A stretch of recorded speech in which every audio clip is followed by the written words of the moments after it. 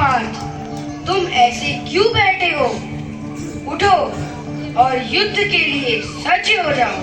हे केशव, ये सब मेरे अपने हैं, मैं इनका संहार कैसे कर सकता हूँ? नहीं पार्थ, उठो, अपने ज्ञान के चक्षु खोलो। ज्ञान ज्ञान तुम ज्ञान कहते श्रेष्ठ केशव, कर्म मैं फिर क्यों करूं? ऐसे भयंकर कर्म को करने में मैं फिर क्यों पड़ूं? मेरी बुद्धि मोहित कर रही, बातें मिली जुली आपकी, तो वो एक बात निश्चित कहो, जो हो मेरे कल्याण की, जो हो मेरे कल्याण की। हे केशव, मैं इस महापाप को नहीं करना चाहता, मेरा मार्गदर्शन करे। हे पार्थ, कर्म छोड़ कर्म फल से छूट कोई ना पाता। क्या जग में बन के सन्यासी कोई सिद्धि पाता?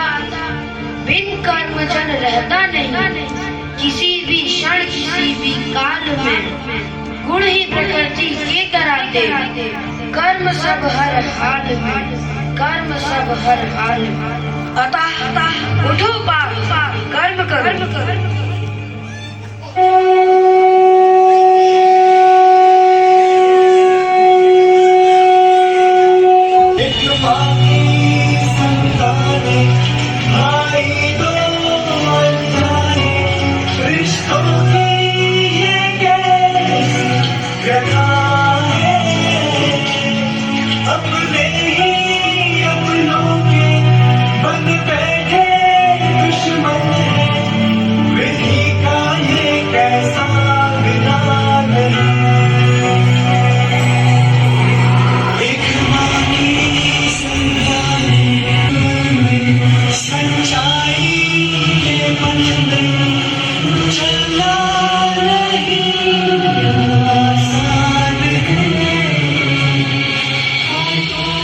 कौरव राजपाट ध्यान और अभिमान सब हार चुके थे। पांडव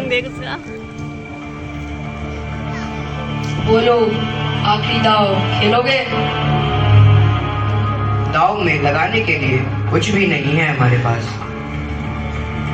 अरे युधिष्ठिर, अभी तो दुनिया की सबसे मूल्यवान वस्तु बची है तुम्हारे पास, पांचाली।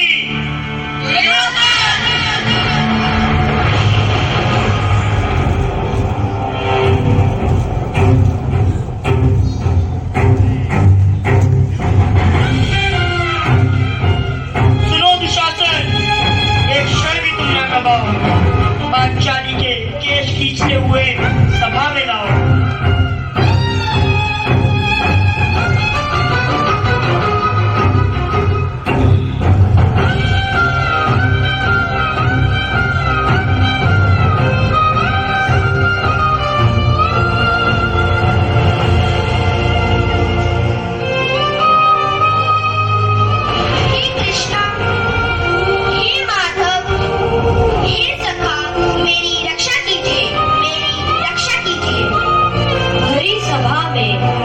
द्वारा द्रौपदी का अपमान उनकी सबसे बड़ी भूल थी, जिसका परिणाम एक बहुत बड़े युद्ध के रूप में सबके सामने आने वाला था।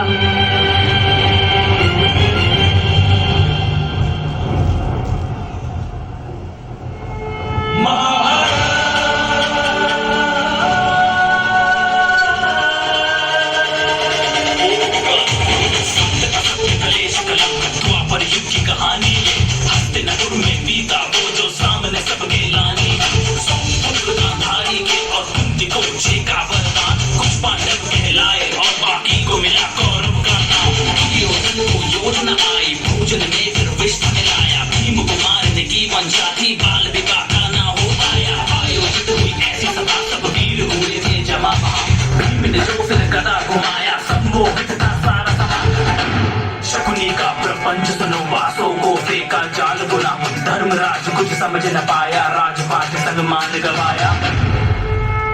दुशासन का दुस्साहस देखो, केश पकड़ द्रौपदी को लाया, युद्धों को कलंकित करना देख सका गोविंद की माया।